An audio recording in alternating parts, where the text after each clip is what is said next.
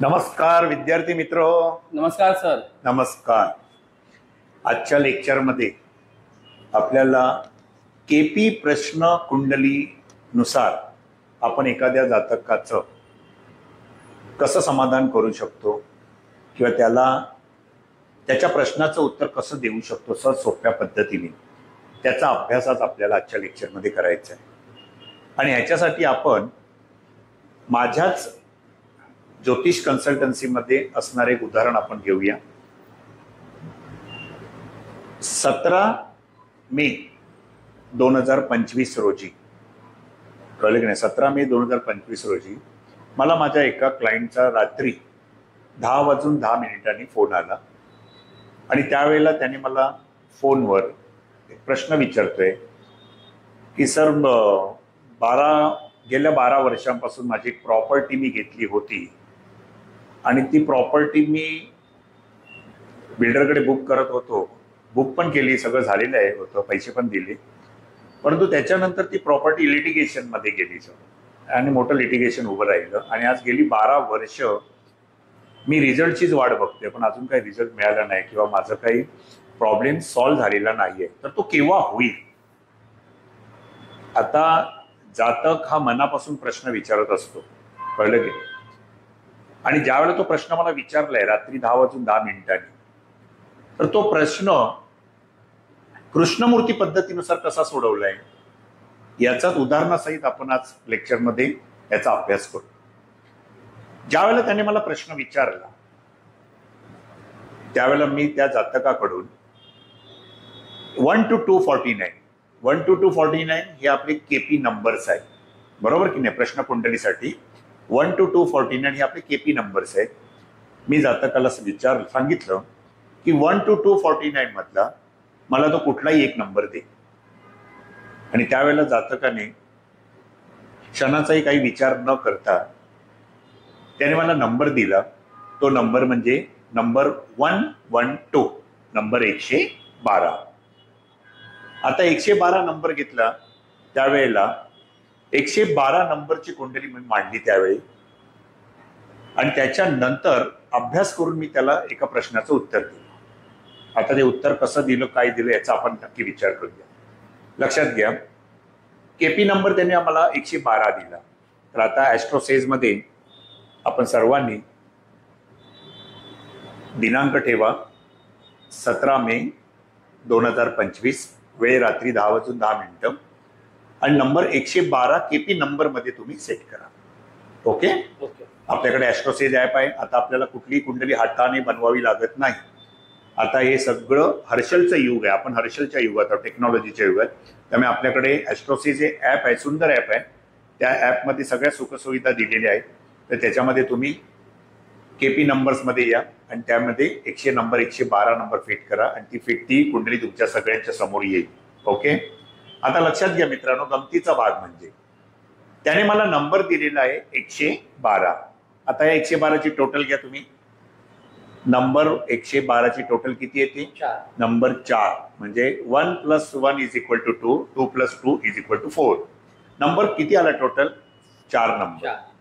खरं म्हणजे 4 नंबर हा संख्याशास्त्रानुसार हा राहूचा अंक येतो, बरोबर आहे. 4 नंबर, नंबर 22 आणि नंबर 31, नंबर 13 हे सगळे नंबर राहूचे नंबर आहेत. नंबर 4 अंक. 4 नंबर जिथे आला, राहूचा अंक आला, जिथेच राहू आल्याच्या नंतर आपल्याला लगेच अंदाज येतोय की खरंच इथे काही ना काहीतरी लिटिगेशन 1001% आहे किंवा ह्या जातकाची नक्कीच काही ना काहीतरी फसवणूक होत आहे, राईट. कारण राहू आहे फसवाग्र आहे. आता या ठिकाणी नंबर 4 आलाय टोटल. त्याने प्रॉपर्टीचा प्रश्न विचारला. आपण प्रॉपर्टी सुद्धा कुंडलीच्या कुठल्या भावावरून पाहतो? प्रॉपर्टी आपण कुंडलीच्या चतुर्थ स्थानावरून पाहतो, बरोबर आहे की नाही. कुंडलीचा चतुर्थ भाव आहे तो प्रॉपर्टीचा भाव आहे. म्हणजे त्याने नंबर 112 दिला, त्याची टोटल आली 4. कुंडलीतला चतुर्थ भाव 1, 2, 3, 4, कळलं की नाही. कुंडलीचा हा जो चतुर्थ भाव आहे, हा चतुर्थ भाव हा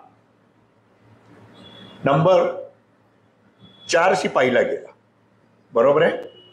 म्हणजेच या ठिकाणी हा नंबर 4 1 2 3 4 नंबर 4 हा चतुर्थ भाव आपल्याला आपण इथून प्रॉपर्टीचे सगळे प्रश्न पाहत असतो. चतुर्थ स्थानात सुद्धा म्हणजे त्यावेळेची जी लग्न कुंडली होती ती धनु लग्न होतं आणि चंद्र कुठल्या राशीमध्ये होता? चंद्र धनु राशीमध्ये होता आणि चंद्राचं नक्षत्र आहे. चंद्र 29 डिग्रीवर आहे. धनु राशीमध्ये 29 डिग्रीवर उत्तराषाढा नक्षत्र येतं. ते रवीचं नक्षत्र आहे. बरोबर आहे. आता चतुर्थ स्थान या स्थानामध्ये त्यावेळेच्या कुंडलीमध्ये म्हणजे रात्री 10:10 कुंडली ही धनु लग्नाची कुंडली आहे आणि नंबर 112 जी कुंडली केपी नंबर ती कुंडली वेगळी आहे. आपल्याला 112 नंबरच्या कुंडली नक्कीच अभ्यास करायचा आहे. परंतु त्यावेळेला धनु लग्न आहे आणि चतुर्थ स्थानामध्ये बघा शनी राहू नेपच्यून शुक्र सर्व हे या ठिकाणी पायी बसलेले आहे. षष्ठ स्थानाचा अधिपती शुक्र आहे. हा सुद्धा या ठिकाणी चतुर्थ स्थानामध्येच आहे. बरोबर आहे. षष्ठ स्थानाचा अधिपती चतुर्थ स्थानामध्ये शुक्र बसलेले आहे आणि चतुर्थ स्थानामध्ये सुद्धा शनी आणि राहू आहेत. नेपच्यून पण आहे. म्हणजे नक्कीच प्रॉपर्टीमध्ये काही ना काही गफलत झालेली आहे, समस्या निर्माण झालेली आहे, गडबड गोंधळ निर्माण झालेला आहे हे आपल्याला दिसतच आहे या ग्रहांवरून. कारण ग्रह आपल्याला नक्कीच दिशा देत असतात. आता पुन्हा त्याच्यानंतर प्रश्न विचारला गेला जातकाला ही प्रॉपर्टी तुमच्या दोघांच्या नावावर आहे का? म्हणजे नवरा बायकोंच्या सुद्धा दोघांच्या नावावर मिळून आहे का प्रॉपर्टी? तर त्याने सांगितलं येस आमच्या दोघांच्याही नावावर आहे. हे मी का त्यांना विचारलं असेल? कारण चतुर्थ स्थान जे आहे या चतुर्थ स्थानात मीन रास आलेली आहे आणि मीन राशीचा स्वामी कोण आहे? गुरु. तो गुरु कुठे बसलेला आहे? बरोबर मिथुन राशीमध्ये 7व्या स्थानात. 7वं स्थान कोणाचं स्थान आहे? पार्टनरचं. म्हणून मी एक सिंपल क्वेश्चन विचारला ही जी प्रॉपर्टी तुम्ही घेतली आहे ती तुमच्या पत्नीच्या पण नावावर आहे का? तुम्ही दोघे जॉईंट मध्ये आहात का? तर ते म्हणाले येस आम्ही दोघेही जॉईंट मध्ये आहोत. ओके. म्हणजे ग्रह हे आपल्याला नक्कीच पत्रिकेकडे पाहण्याचा दृष्टिकोन देत असतात असं म्हणायला हरकत नाही. आता मुद्दा लक्षात घ्या. त्यांनी मला 112 नंबर दिलेला आहे. आता आपल्याला काय करायचं आहे मित्रांनो? 112 नंबरची कुंडली आपल्या समोर आणायची आहे. बघा आता तुम्ही 112 नंबर तर केपी नंबर ठेवलात तर तुम्हाला कळेल की 112ला केपी नंबर 112ला कन्या लग्न होती ते. बरोबर आहे. आता ही तुमच्या समोर कुंडली आलेली आहे कन्या लग्न. ही केपी कुंडली. बरोबर आहे. केपी कुंडली ही नंबर 112 टाकलं तर तुम्हाला कन्या लग्न येते. मग त्या ठिकाणी कन्या लग्न दिलेले आहे. बरोबर आहे. मगाशी धनु लग्न होतं पण नंबर 112 आम्ही प्रश्न कुंडलीने प्रश्न सोडवत होतो त्याचा केपी नंबरने.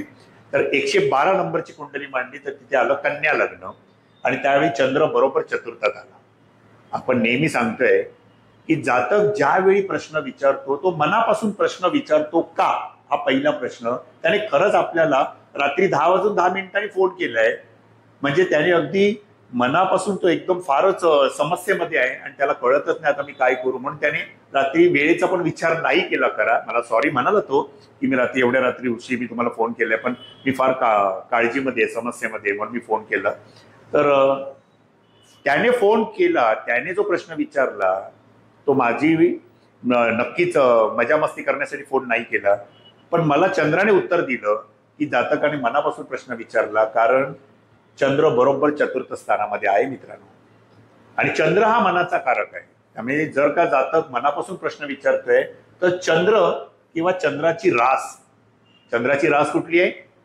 कर्क रास. मग चंद्र ज्या भावात असेल किंवा चंद्राची कर्क रास ज्या भावात असेल त्या भावाशी संबंधित नक्कीच जातकाचा प्रश्न असणार. बरोबर आहे. तर लक्षात घ्या मित्रांनो केपी नंबर 112च्या कुंडलीमध्ये कन्या लग्नाची कुंडली आलेली आहे आणि चंद्र बरोबर धनुराशीमध्ये चतुर्थ स्थानात आहे. बरोबर. कारण चंद्र धनुराशीतच होता ना त्यावेळेला उत्तराषाढा नक्षत्रामध्ये चंद्र बरोबर चतुर्थ स्थानात आला. हे पाहून मला बरं वाटलं की जातकाने माझी मजा मस्ती करण्यासाठी फोन नाही केलाय तर तो खरंच समस्येमध्ये आहे आणि त्यांनी मनापासून प्रश्न विचारलाय कारण चंद्र बरोबर प्रॉपर्टीच्या स्थानामध्ये होता. आता ह्या कुंडलीसाठी चंद्र लाभस्थानाचा पण अधिपती होता कारण लाभस्थानामध्ये कर्क रास आलेली आहे. मी आताच म्हटलं चंद्र ज्या भावात असेल किंवा चंद्राची कर्क रास ज्या भावात असेल त्या भावाशी संबंधित जातकाचा प्रश्न असणार. जातकाने प्रश्न विचारलाय, मला माझ्या जागेचा लाभ होईल का? 12 वर्ष मी लिटिगेशन मध्ये आहे, केस लढतोय, मला माझ्या जागेचा लाभ होईल का? लाभस्थानामध्ये कर्करास आलेली आहे आणि ह्या कुंडलीचा लाभस्थानाचा अधिपती चंद्र चतुर्थ स्थानामध्ये विराजमान आहे. चंद्र, बरोबर आहे. लाभस्थानाचा अधिपती बघा मित्रांनो, लाभस्थानाचा अधिपती आहे चंद्र, बरोबर आहे. आणि लाभस्थानाचा अधिपती चंद्र हा लाभेश होऊन तो चंद्र चतुर्थात आलेला आहे, बरोबर आहे. याचाच अर्थ काय की त्याला जागेचा लाभ नक्की होणार. इथे मला पॉझिटिव्ह आन्सर मिळालेला आहे की याला या जातकाला जागेचा लाभ निश्चितच होणार, बरोबर आहे. आता पुढे लक्षात घ्या, आता पुढे केपी पद्धतीनुसार आपण ज्यावेळेला विचार करतो त्यावेळेला आपल्याला प्रॉपर्टीचा प्रश्न आपण बघतोय चतुर्थ स्थानावर, म्हणजे आपल्याला ह्या स्थानाचा उपनक्षत्र स्वामीचा विचार नक्कीच केला पाहिजे. मग चतुर्थ भावाचा बघा बरं, चतुर्थ भावाचा उपनक्षत्र स्वामी कोण आहे? तर लक्षात घ्या मित्रांनो, सबलॉर्ड, चतुर्थ स्थानाचा सबलॉर्ड कोण आहे? शनी आहे. लक्षात आलं. आता जागेच्या संदर्भात प्रश्न विचारताना नक्कीच लक्षात घ्या, मंगळ किंवा शनी हे नक्कीच सबलॉर्ड म्हणून येऊ शकतात, कळलं की नाही, प्रॉपर्टीच्या संदर्भात प्रश्न आलेत तर. आणि शनी हा पण एक कायदा आहे, लिटिगेशन्स आहेत, म्हणजे नक्कीच या ठिकाणी चतुर्थ स्थानाचा सबलॉर्ड हा शनी आलेला आहे. आता आपल्याला हे पाहायचं आहे की शनी कुठे आहे, शनीचं कारकत्व, शनीचं या ठिकाणी कार्यक्षत्व आपल्याला काढणं गरजेचं आहे. म्हणजे ही जी केस आहे, लिटिगेशन आहे, हे केव्हा सॉल्व्ह होईल, केव्हा त्याला जागेचा हे प्राप्त होईल, लाभ होईल, बरोबर की नाही. कारण गेली 12 वर्ष तर जातक त्या संकटातून जात चाललेलं आहे. शनी हा स्वतः बसलेला आहे या ठिकाणी षष्ठ भावामध्ये. त्यावेळेच्या 112 नंबरच्या कुंडलीमध्ये शनी हा राहू युक्त बसलेला आहे षष्ठ स्थानात, म्हणजे नक्कीच काही ना काही लिटिगेशन समस्या आहेच, बरोबर की नाही. आता शनीची रास आहे मकर रास पंचम भावात आणि शनीची कुंभ रास षष्ठ भावामध्ये आहे, बरोबर आहे. म्हणजेच या ठिकाणी जर विचार केला तर शनी स्वतः षष्ठ स्थानात बसलेला आहे, परंतु शनी हा कोणाच्या नक्षत्रामध्ये आहे? तर शनी स्वतःच्याच नक्षत्रामध्ये आहे, बरोबर आहे. मग ज्यावेळेला एखादा ग्रह स्वतःच्याच नक्षत्रात असतो त्यावेळेला आपण त्याच्या सबलॉर्डचा विचार करू नक्षत्र स्वामी म्हणून, पण उपनक्षत्र स्वामी सुद्धा शनीच आहे. म्हणजे आपल्याला शेवटी उपनक्षत्र स्वामी विचार केला पाहिजे, तो म्हणजे गुरु, बरोबर आहे. म्हणजेच या ठिकाणी जर विचार केला तर गुरु हा जो ग्रह आहे, या ठिकाणी गुरु हा ग्रह स्वतः नवम स्थानामध्ये बसलेला आहे, बरोबर आहे. गुरु हा ग्रह स्वतः नवम स्थानामध्ये बसलेला आहे आणि गुरु हा जो ग्रह आहे हा कोणाच्या नक्षत्रामध्ये आहे? तर गुरु मंगळाच्या नक्षत्रामध्ये बसलेला आहे. लक्षात आलं मित्रांनो. म्हणजेच जर विचार केला गेला, शनी हा ग्रह स्वतः षष्ठ स्थानात आहे केपी कुंडलीमध्ये 112 नंबरच्या, तो पंचम भावाचा पण अधिपती आहे. शनीचा नक्षत्र स्वामी शनी स्वतःच आहे, शनीचा म्हणून आपण उपनक्षत्र स्वामीचा विचार केला तो सुद्धा शनीच आहे, म्हणून आपण मग शेवटी त्याच्या उपनक्षत्र स्वामीचा विचार केला, तो म्हणजे गुरु. तर गुरु हा स्वतः चतुर्थ स्थानाचा अधिपती आहे, बरोबर आहे मित्रांनो. गुरु हा स्वतः चतुर्थ स्थानाचा अधिपती आहे आणि पुन्हा गुरु सप्तम स्थानाचा सुद्धा अधिपती झालेला आहे, बरोबर आहे. सप्तम स्थान म्हणजे तुमच्या सगळ्या कोर्ट मॅटर आणि सगळ्या गोष्टी सप्तम स्थानाकडे येतात, बरोबर आहे. कारण सप्तम स्थान हे आपलं बिझनेसचं पण स्थान आहे आणि आपलं लाईफ पार्टनरचं पण स्थान आहे. पण तिथे काही समस्या निर्माण झाल्या तर आपण कोर्टाकडे जातो. याचाच अर्थ सातवं स्थान हे आपल्याला कोर्ट मॅटर पण दाखवतात, चतुर्थ स्थान पण दाखवतंय, सातवं पण दाखवतंय. म्हणजे नक्कीच जागेबद्दलचं लिटिगेशन चालू आहे. परंतु शनी स्वतः षष्ठ स्थानात बसलेला आहे. षष्ठ स्थान हे सप्तमाचं व्यय करणारं स्थान आहे. तुमच्या पार्टनरचा, तुमच्या समोरच्याचा व्यय होतो त्यावेळेला तुमचा फायदा होतो. म्हणजे शनी स्वतः षष्ठ स्थानात बसले, सप्तमाच्या पाठच्या स्थानात. शनीला दृष्टी आहेत, बरोबर आहे. शनीची जी दृष्टी आहे ही शनीची दृष्टी जर आपण विचार केला तर शनी स्वतः तिसऱ्या दृष्टीने बघतोय अष्टम स्थानावर, शनीची 7वी दृष्टी 12व्या स्थानावर आहे आणि शनीची 10वी दृष्टी 3य स्थानावर आहे. बरोबर आहे. म्हणजे शनी दृष्टी परत्वे अष्टम, व्यय आणि पुन्हा 3य स्थानाकडे पाहतोय. पराक्रम होणं अत्यंत गरजेचं आहे. आपल्याला ऑर्डर मिळाली जाते. ज्यावेळेला आपण एखादी केस जिंकतो, काही होतं, त्यावेळेला आपल्याला समोर ऑर्डर मिळते. मग ती ऑर्डर आपण कुठे पाहतोय? 3य स्थानाकडे. म्हणजे ह्या ठिकाणी शनी आपल्याला दाखवतोय 4th स्थानाचा सब लॉर्ड शनी आहे आणि तो शनी आपल्याला 6ष्ठ स्थान दाखवतोच आहे, पंचम पण दाखवतोय, पण त्याचबरोबर 4th स्थान आणि 7म स्थान सुद्धा दाखवलंय गुरुमुळे. गुरु स्वतः 9म स्थानात बसलेला आहे. बरोबर आहे. गुरु स्वतः 4th स्थानाचा अधिपती कोण आहे? गुरु. गुरु स्वतः 9म स्थानामध्ये आहे आणि गुरु हा जो ग्रह आहे, हा ग्रह स्वतः मंगळाच्या नक्षत्रामध्ये आहे. मंगळाच्या राशी कुठल्या आहेत? मंगळाच्या राशी आहेत वृश्चिक आणि पुन्हा नंतर मेष. बरोबर आहे. आणि मंगळ स्वतः बसलेल्या लाभस्थानाला. याचा अर्थ तो लाभस्थान देतोय, 9म स्थान पण देतोय, 3य स्थान पण देतोय. म्हणजे ही गोष्ट नक्की आपल्याला या ठिकाणी मिळू शकते. बरोबर आहे. आता मिळणार तर केव्हा मिळणार? जातकाने प्रश्न विचारलाय, 12 वर्ष मी वाट बघतोय, अजून पुढे किती वर्ष मला वाट पाहावी लागेल? आता आपल्याला शेवटी उत्तर द्यायचंय.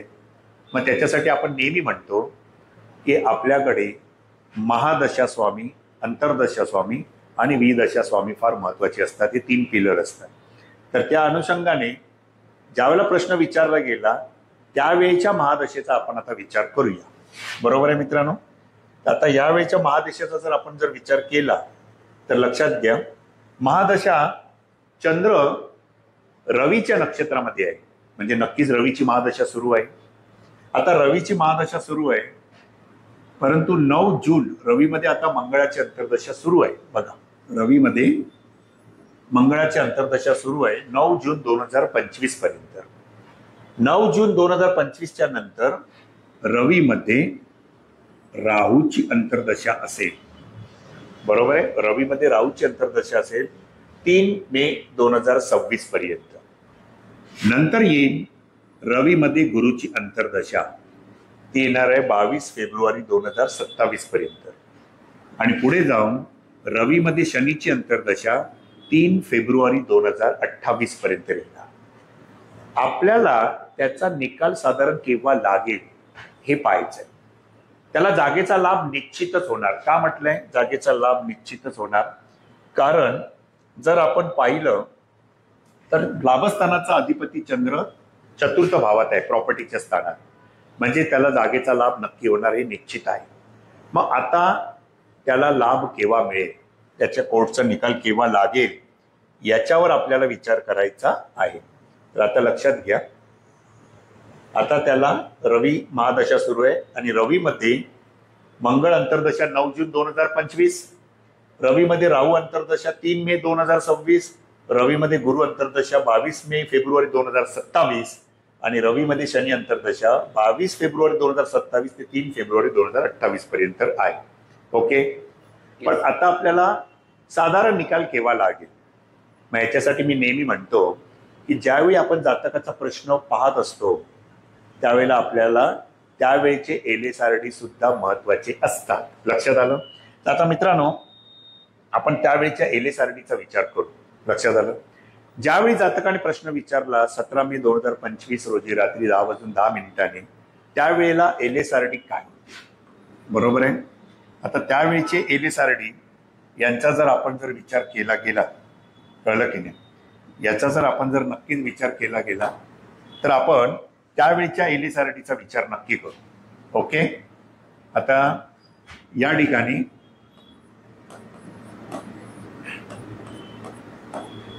रात्री धनु लग्न उदित होतं. बरोबर आहे. लग्न कुठलं होतं? लग्न, एल म्हणजे लग्न, धनु लग्न. मग धनु राशीचा स्वामी कोण होता? गुरु. धनु राशीचा स्वामी होता गुरु. बरोबर आहे. गुरु आहे. आता नक्षत्र कोणाचं होतं? उत्तराषाढा. बरोबर आहे. उत्तराषाढा नक्षत्र आहे. उत्तराषाढा नक्षत्राचा स्वामी कोण आहे? सूर्य. सूर्य, रवी. आता राशी कोणाची होती? राशी सुद्धा धनु राशीच होती, म्हणजे राशी सुद्धा आहे गुरु. ओके. आणि त्या दिवशीचा वार कुठला आहे? शनिवार. ते स्वामी म्हणून शनी. ओके. मग या ठिकाणी हा आलेला आहे शनी. मग तुमच्याकडे कोण आहे मित्रांनो? गुरु, रवी, गुरु, शनी. बरोबर आहे. म्हणजे ह्या ठिकाणी आता गुरु तर दोनदा आलेला आहे. म्हणजेच तुम्हाला विचार करायचा आहे तो म्हणजे गुरु, रवी आणि शनी. आता केव्हा घटना घडेल? लक्षात आलं? महादशा रवीचीच सुरू आहे, पण रवीमध्ये कोणाची अंतर्दशा येईल त्यावेळेला ही घटना घडेल. लक्षात घ्या. मग आता आपण ज्यावेळी महादशा बघत होतो, रवीमध्ये राहू आहे 3 मे 2026 पर्यंत. बरोबर आहे. 3 मे 2026 पर्यंत आहे. रवीमध्ये गुरु आहे 22 फेब्रुवारी 2027 पर्यंत. रुलिंग मध्ये तुमच्याकडे गुरु आहे, नक्की गुरु आहे. नंतर रवीमध्ये शनी लागेल 3 फेब्रुवारी 2028 पर्यंत. बरोबर आहे. रवीमध्ये पुन्हा नंतर लागेल शनी. बरोबर आहे. चतुर्थ स्थानाचा सबलॉर्ड कोण आहे? शनीच आहे. शनी स्वतः कुठे बसलेला आहे? षष्ठ स्थानामध्ये आहे. बरोबर आहे. म्हणजे ज्या ठिकाणी आपल्याला शनी आलेला आहे रुलिंग मध्ये, ज्यावेळेला शनी रुलिंग मध्ये येतो त्यावेळेला ती घटना लवकर नाही घडणार आहे, तर ती घटना घडण्यासाठी थोडा विलंब लागेल अजून. म्हणजे साधारण विलंब होणार आहे. म्हणजेच विलंब होतोय तर आपण रवीमध्ये शनीची अंतर्दशेचा विचार नक्कीच करू. रवीची महादशा आहे. रवी स्वतः 12व्या स्थानाचा अधिपती होऊन अष्टम भावामध्ये बसलेला आहे. लक्षात आलं? म्हणजे ह्या ठिकाणी अष्टम भाव तर दिलेलंच आहे, म्हणजे जातकाला जातक तणावग्रस्त परिस्थितीमध्ये आहे हे नक्की निश्चित होत आहे. 8वं स्थान घेऊन बसलेलं आहे, म्हणजे जातक तणावामध्ये आहे हे आपण नक्की म्हणू शकतो. 8वं स्थान म्हणजे थोडा बहुत लॉसेस पण आहेतच. जरी रिझल्ट लागला तरी सुद्धा काही लॉसेस त्याला बेअर करावेच लागणार. आणि आता नक्कीच एवढी वर्ष गेलेली आहे, म्हणजे जातकाचा लॉस तर नक्कीच झालेला आहे. आज 12 वर्ष 14 वर्ष त्याच्या आयुष्यात ती फुकट गेली, मग तो पण एक मोठा लॉस आहे. आर्थिक सुद्धा लॉस त्याला प्रचंड सहन करावा लागतोय, कारण रवी इथून डायरेक्ट धनस्थानाकडे पाहतोच आहे. म्हणजे आर्थिक लॉस सुद्धा त्याला सहन करावा लागणार आहे. पण रिझल्ट केव्हा लागेल त्याचा आपण विचार करूया. तर LSRD नुसार जर आपण विचार केला तर शनी आपल्याकडे रुलिंग मध्ये आहे मित्रांनो. पहा, बरोबर आहे. शनी रुलिंग मध्ये आहे, म्हणजे याचाच अर्थ आपल्याला शनीचा विचार करायला हरकत नाहीये. बरोबर आहे. आता लक्षात घ्या, या ठिकाणी जर विचार केला तर आपण 2 शक्यता सुद्धा ठेवू शकतो. गुरुला पण विचारात नक्कीच घेऊ शकतो आणि शनीला. बरोबर आहे. कारण गुरु हा चतुर्थ स्थानाचा सुद्धा अधिपती आहेच. बरोबर आहे. गुरु हा चतुर्थ स्थानाचा सुद्धा अधिपती आहे आणि तो स्वतः बसलेला आहे या ठिकाणी कुंडलीमध्ये 9व्या स्थानामध्ये विराजमान आहे. 9वं स्थान म्हणजे केसचा निकाल दिला जाणार आहे आणि गुरु आहे तो मंगळाच्या नक्षत्रात, म्हणजे 3rd हाऊस आपल्याला ऑर्डर देणार आहे आणि मंगळ स्वतः लाभस्थानामध्ये विराजमान झालेला आहे. बरोबर आहे. म्हणजे रवीमध्ये गुरुची अंतर्दशा ज्या वेळेला आपल्याला पाहायला मिळेल त्यावेळेला सुद्धा आपण एक शक्यता नक्कीच घेऊ शकतो. आणि रवीमध्ये गुरुची अंतर्दशा आहे 3 मे 2026 ते 22 फेब्रुवारी 2027 पर्यंत. बरोबर आहे. 3 मे 2026 ते 22 फेब्रुवारी 2027 पर्यंत. म्हणजे आपण या ठिकाणी गुरुचा विचार नक्कीच करू. शनीला आपण शेवटी ठेवू, कारण तो डे स्वामी म्हणून आलेला आहे. विलंब लागतोच आहे, म्हणजे 12 वर्ष झालेली आहे. अजून पुढे 2027 पर्यंत सुद्धा 2 वर्ष बॅलन्स आहे असं म्हणायला हरकत नाही. बरोबर आहे. म्हणून आपण गुरुचा विचार या ठिकाणी मित्रांनो नक्कीच करूया. ओके. मग आता एक विचार घ्या की रवीमध्ये गुरुची अंतर्दशा या ठिकाणी आपण घेऊन जाऊया. बरोबर आहे. आता याचा विचार करूया की रवीमध्ये गुरुची अंतर्दशा या कालावधीमध्ये निकाल लागू शकतो. बरोबर आहे. आता रवीमध्ये गुरुची अंतर्दशा ज्यावेळेला असेल तर आता विचार करा, महादशा स्वामी म्हणून कोण आहे? रवी. आणि अंतर्दशा स्वामी म्हणून आहे गुरु. आता आपला कृष्णमूर्तीमधला एक नियम लक्षात घ्या.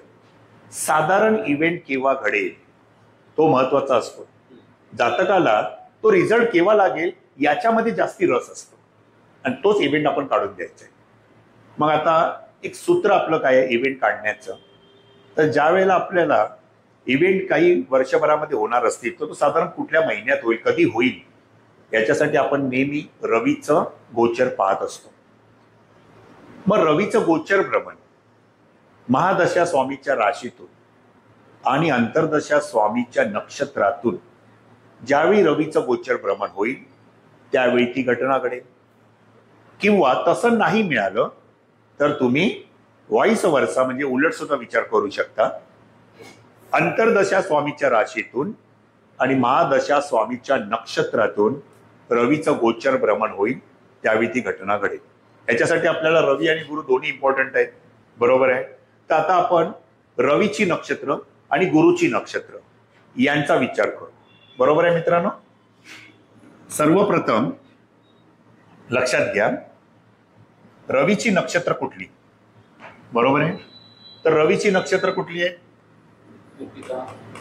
कृत्तिका, उत्तरा फाल्गुनी आणि उत्तराषाढा. ओके, ही रवीची नक्षत्र आहे. आता गुरुची नक्षत्र पहा, बरोबर आहे. गुरु, बरोबर आहे. आता गुरुची नक्षत्र या ठिकाणी जर आपण विचार केला तर गुरुची नक्षत्र आहे पुनर्वसु, विशाखा आणि पूर्वा भाद्रपदा, बरोबर आहे. आता लक्षात घ्या मी असं म्हटलेलं आहे ज्योतिष सूत्र काय, केपीचं सूत्र, इव्हेंट केव्हा घडेल तर रवीचं गोचर भ्रमण महादशा स्वामीच्या राशीतून आणि अंतर्दशा स्वामीच्या नक्षत्रातून होईल त्यावेळी इव्हेंट घडेल. किंवा उलट करा, अंतर्दशा स्वामीच्या राशीतून आणि महादशा स्वामीच्या नक्षत्रातून रवी गोचर करेल त्यावेळी ती घटना घडेल. रवीच्या राशीमध्ये रवीची रास जर आपण पाहिली, जी रवीची नक्षत्र आहेत गुरुची नक्षत्र आहेत, ओके. पण आता रवीची रास कुठली आहे? रवीची रास आहे सिंह रास. महादशा स्वामीच्या राशीतून असं म्हटलेलं आहे. मग महादशा स्वामीची रास कुठली आहे? रवीची रास. रवी हा महादशा स्वामी, त्याची रास सिंह रास, एकच रास आहे. मग सिंह राशीमध्ये कुठली नक्षत्र येतात ती तुम्ही पहा, बरोबर आहे. सिंह राशीमध्ये पहिलं नक्षत्र येतं मगा, मग येतं पूर्वा फाल्गुनी आणि मग येतं उत्तरा फाल्गुनी. ओके, आता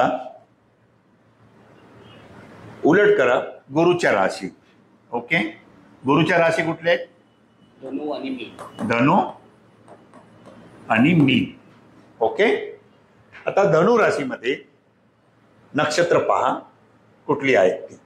ओके, धनु राशीमध्ये पहिलं नक्षत्र येतं मूळ, मग येतं पूर्वाषाढा आणि मग येतं उत्तराषाढा. ओके, मग पुढे येणार मीन रास. मीन राशीमध्ये नक्षत्र येत आहे पहिलं पूर्वा भाद्रपदा, उत्तरा भाद्रपदा आणि रेवती. ओके, बघा महादशा स्वामीच्या राशीतून अंतर्दशा स्वामीच्या नक्षत्रातून रवीचं गोचर भ्रमण होईल त्यावेळी घटना घडेल. महादशा स्वामी रवी सिंह रास. सिंह राशीमध्ये गुरुची नक्षत्र येत आहेत का? तर सिंह राशीमध्ये एकही गुरुचं नक्षत्र येत नाही, म्हणजे आपण सिंह राशीचा विचार नाही करू शकत.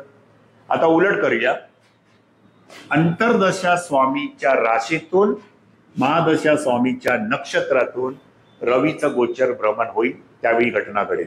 मग आता गुरुच्या राशी आहे धनु आणि मीन, मग धनु रास आहे. धनु राशीतली नक्षत्र पहा, मूळ नक्षत्र केतूचं आहे. मग नंतर येत आहे हे मूळ नक्षत्र कोणाचं आहे? मूळ नक्षत्र आहे केतूचं.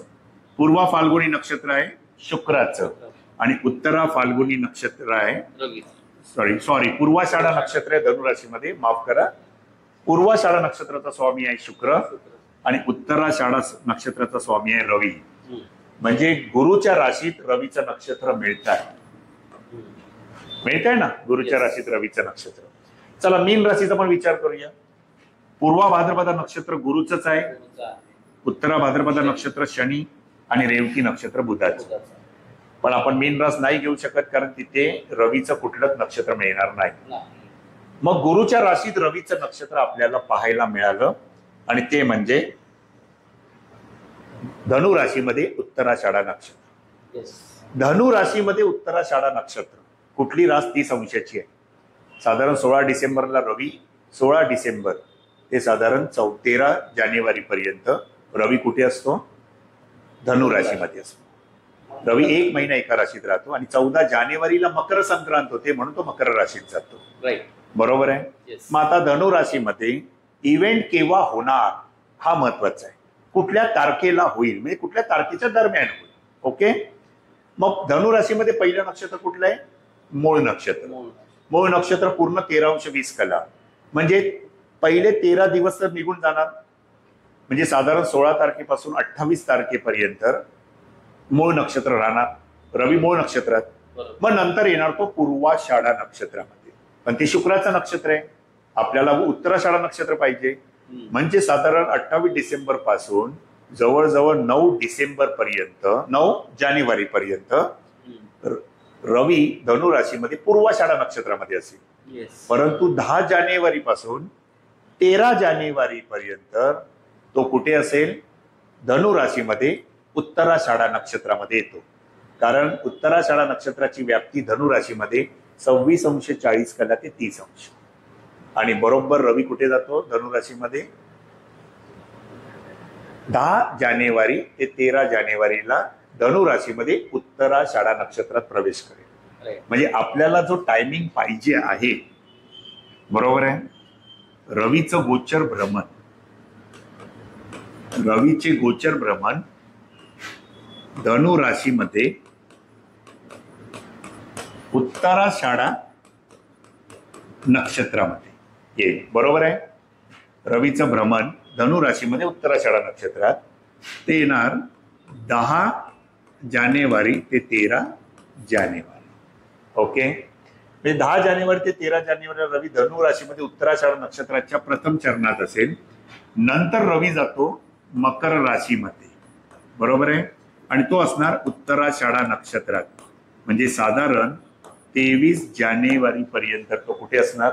10 जानेवारी म्हणजे 13 जानेवारी ते 23 जानेवारी तो असणार उत्तराषाढा नक्षत्रामध्येच मकर राशीमध्ये. पण आपल्याकडे इव्हेंट आपण पकडतोय रवी महादशेत गुरु अंतर्दशा. तो टायमिंग आहे मित्रांनो, तो टायमिंग आपल्याला मिळेल 10 जानेवारी ते 13 जानेवारी. पण इयर कुठला आता? बरोबर आहे. मग साधारण रवीमध्ये गुरुची अंतर्दशा आपण पाहूया. ओके. मग रवीमध्ये साधारण जर आपण पाहिलं तर रवीमध्ये गुरुची जी अंतर्दशा आहे, रवीमध्ये गुरुची अंतर्दशा 3 मे 2026 ते 22 फेब्रुवारी 2027 पर्यंत आहे. लक्षात आलं? 3 मे 2026 ते 22 फेब्रुवारी 2027 पर्यंत आहे. आणि आपल्याला इव्हेंट मिळतोय 10 जानेवारी ते 23 जानेवारीच्या दरम्यान. बरोबर आहे. मग साधारण जर आपण विचार केला गेला तर रवीमध्ये गुरुची अंतर्दशा इथपर्यंत आहे. बरोबर ना? मग त्याच्या अगोदर गुरुची अंतर्दशा संपताना शेवटी कोण असणार त्या ठिकाणी? वी दशेमध्ये राहू असणार. बरोबर आहे. वी दशेमध्ये राहू असणार. म्हणजे रवी महादशा, गुरु अंतर्दशा आणि राहू वी दशा येईल. बरोबर आहे. राहू वी दशा येईल. आणि साधारण जर आपण विचार केला गेला तर राहू हा ग्रह गुरुच्याच राशीमध्ये होता 17, आता तो 18 तारखेला राहू बदलला. बरोबर की नाही? परंतु 17 मे पर्यंत राहू कुठे होता? गुरुच्या राशीमध्ये. म्हणजे गुरु रुलिंग मध्ये आलेला आहे, याचाच अर्थ राहू सुद्धा रुलिंग मध्ये आलेला आहे. बरोबर आहे. म्हणजे इव्हेंट आपल्याला रवी महादशा, गुरु अंतर्दशा संपता संपता राहूची वी दशा असणार म्हणजे तो टायमिंग जर आपण पाहिला तर 22 फेब्रुवारी 2027 हा बघायला हरकत नाही, कारण राहू रुलिंग मध्ये आहे आपल्याकडे. कळलं की नाही? गुरु रुलिंग मध्ये आल्यामुळे राहू पण रुलिंग मध्ये आला, कारण राहू आणि केतू हे नेहमी भाड्याने राहतात. ते ज्या राशीत असतात त्या राशीचं पूर्ण काम करतात. म्हणून राहू सुद्धा गुरुपर रुलिंग मध्ये आला. म्हणून रवी महादशा, गुरु अंतर्दशा आणि राहू विदशा, महादशा, अंतर्दशा आणि विदशा. रवी महादशा, गुरु अंतर्दशा, राहू विदशेमध्ये हा इव्हेंट घडू शकणार. आणि ती तारीख आहे साधारण रवी मध्ये गुरुची अंतर्दशा 22 फेब्रुवारी 2027. लक्षात आलं? म्हणजे 22 फेब्रुवारी 2027 आपल्याला आहे जानेवारी, 10 जानेवारी ते 13 जानेवारी. याचाच अर्थ 10 जानेवारी ते 13 जानेवारी 2027 ला हा निकाल येऊ शकतो. बरोबर आहे? 10 जानेवारी ते 2027 ला जी त्याने 12 वर्ष वाट पाहिली ती त्याला अजून काही 2 वर्ष साधारण वाट पाहावी लागेल पुढची, आणि त्याच्यानंतर मग त्याला तो रिझल्ट मिळू शकतो. बरोबर आहे? म्हणजे जातकाला नक्कीच हा रिझल्ट मिळणार आहे, पण तो त्या टायमिंगला मिळू शकतो. तो टाइम ऑफ इव्हेंट जो होता तो आपण केपी कुंडलीनुसार आपण आपल्या समोर दाखवलेला आहे, कारण आपल्याला त्यावेळच्या कुंडलीत सुद्धा जो 112 नंबर दिलेला होता केपीचा, त्याचा लाभस्थानाचा अधिपती चंद्र हा 4th भावामध्ये होता. लक्षात आलं की नाही? परंतु केसचा निकाल मिळेल, जागा ताब्यात येईल, मिळेल सुद्धा, परंतु जातकाचं काही ना काहीतरी नुकसान नक्कीच आहे. का? कारण चंद्र रवीच्या नक्षत्रामध्ये आहे आणि रवी स्वतः अष्टम भावामध्ये बसले आहे, 12व्या स्थानाचा पण अधिपती आहे. म्हणजे काही झालं तरी जातकाला नुकसान सहन करावं लागणार आहे थोडंफार, परंतु पुढे जाऊन त्याला त्याच्या मनोवांछित फल नक्की प्राप्त होणार. म्हणजे त्याला जागेचा फायदा नक्की मिळू शकतो. राईट? मग ह्या अशा पद्धतीने आपण एखाद्याचा केपी नंबर घेऊन प्रश्न कुंडलीनुसार त्याचं सकारात्मक किंवा नकारात्मक उत्तर जे असेल ते आपण निश्चित देऊ शकतो. म्हणून केपी नंबरना सुद्धा विशेष महत्व आहे. आणि ह्याच गमती जमती आपल्या केपीच्या नवीन सुरू होणाऱ्या क्लासमध्ये आपल्याला नक्कीच शिकायचे आहेत, अगदी डिटेलिंगमध्ये. कळलं की नाही? आपण डिटेलमध्ये नक्कीच शिकू. येत्या 29 मे पासून कृष्णमूर्ती पद्धतीच्या नवीन बॅचला आपल्या सुरुवात होते. पुढे 6 महिन्या कोर्स राहणार आहे. त्या 6 महिन्यामध्ये केपी प्रश्नकुंडली हा विषय नक्कीच आहे. आणि जर तुम्ही नीट सराव केलात मित्रांनो, तर एखाद्या जातकाचा प्रश्न जरी त्याच्याकडे प्रश्नकुंडली म्हणजे जरी त्याची स्वतःची कुंडली नसली तरी सुद्धा त्यावेळीची प्रश्नकुंडली, त्यावेळेचा केपी नंबर घेऊन आपण जातकाला नक्कीच उत्तर देऊ शकतो. राईट? तर लवकरच भेटू आपण 29 मे 2025 रोजी केपीच्या नवीन बॅचमध्ये. तोपर्यंत नमस्कार.